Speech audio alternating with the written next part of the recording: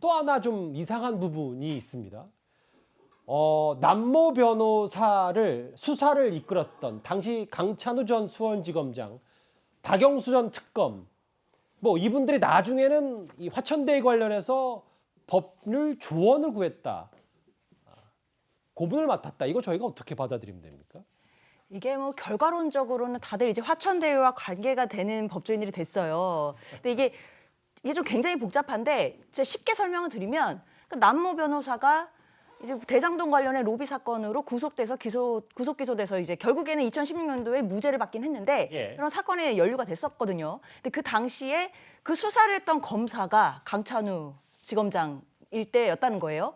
근데 그때 또 남 변호사를 변호했던 변호사가 하필이면 또 박영수 전 특검과 그다음에 천화동의 6호 소유주로 알려져 있는 같은 법인의 조모 씨 변호사인데, 그런데 이게 물론 이제 사후적으로 놓고 봤을 때 이 모두가 다 화천대유에서 만난 것처럼 보이니까 이상하게 보이기는 하는데, 구속 기소돼서 무죄 받은 시점이 이미 항소심에서 무죄가 2016년도에 확정이 됐고요. 예.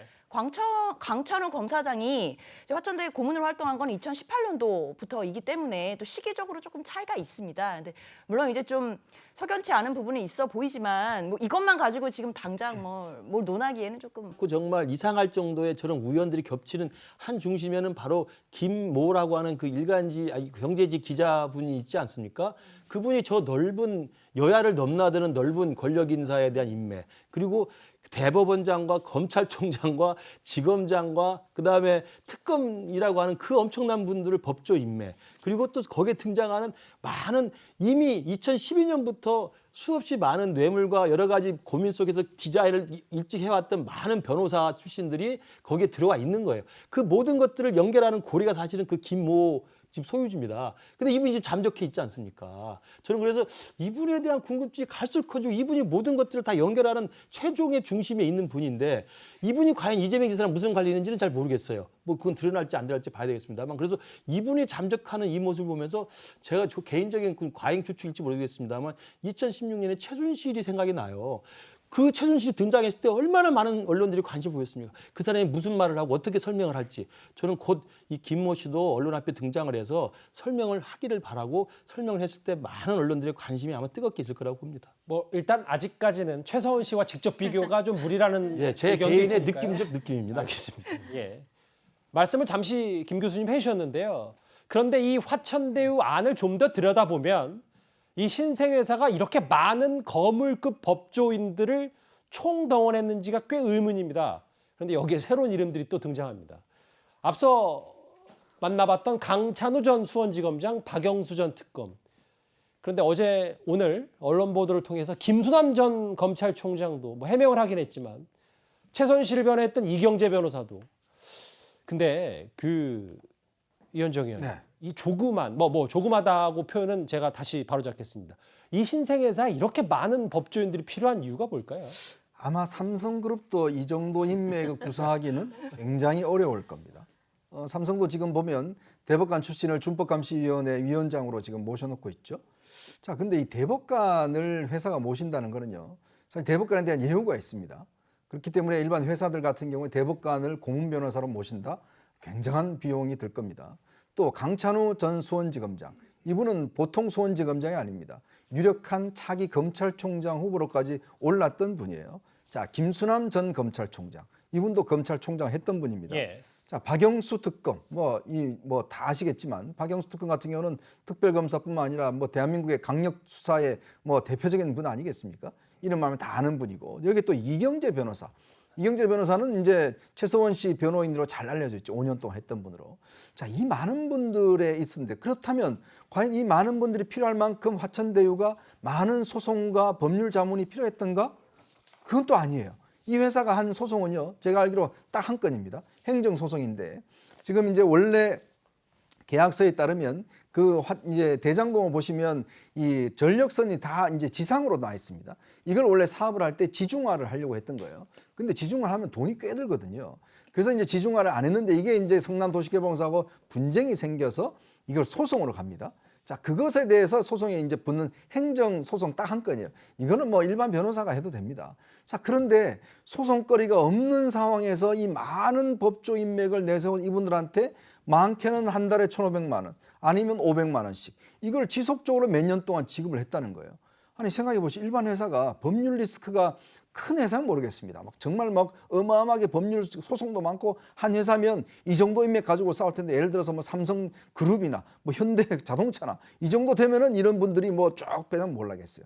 그런데 법률 소송도 하나도 없는 회사가 또 다른 법률 리스크 하나도 없는 회사가 왜 이 많은 사람들 아무리 법조 인맥이라 하지만 예. 아무리 저도 뭐 법조 출입을 했습니다만은 아무리 저 얼굴 안다고 그러지만 이야기한다고 해서 인맥으로 이분들이 자기 이름 팔아서 상인 고문한다? 이건 어려운 일이거든요. 알겠습니다. 저는 참 이 부분이 궁금합니다. 예. 글쎄요, 뭐 이름만 대면 알만한 법조인들이 이 화천대유 고문에 다 이름을 올렸습니다.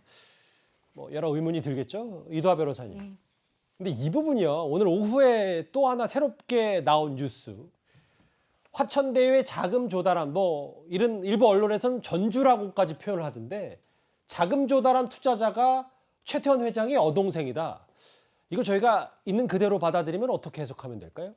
사실 아까 저희가 말씀드렸지만 화천대유에서 이제 초기 비용을 뭐 350억인가 꼭 필요해서 그 부분을 자금을 조달했다고 하는데 그걸 키넨파트너스에서 빌렸다는 거거든요. 근데 키넨파트너스에서 이제 회계감사 보고서를 쓴 데 보면 개인한테 1인한테 빌려서 그걸 빌려줬다는 거예요. 그러니까 이 1인이 누구냐? 사실상 화천대유를 특정해서 그렇게 해준 거냐? 그렇죠. 그러니까 이게 어떻게 된 거냐? 그리고 이자는 뭐 어떻게 줬냐? 투자금이었냐? 뭐 너무 관심이 많을 수밖에 없고 또 여기에 법조인들도 유명 인사들이 많이 나오고 온갖 사람들이 나오니까 이 화천대유가 바다일 리는 없잖아요. 크기로 보면 연못인데 왜 연못에 이렇게 사람이 많이 모여있냐? 이 건물은 또 누구냐? 관심을 가졌는데 이제 최기원 SK 행복나눔재단 이사장인데요. 이제 최태원 회장 형제가 이제 이남 1녀죠. 그러니까 이제 유일한 여성 형제인데 이제 여기에서 행복나눔재단 이사장을 할 때요. 여기 이사 중에 한 명이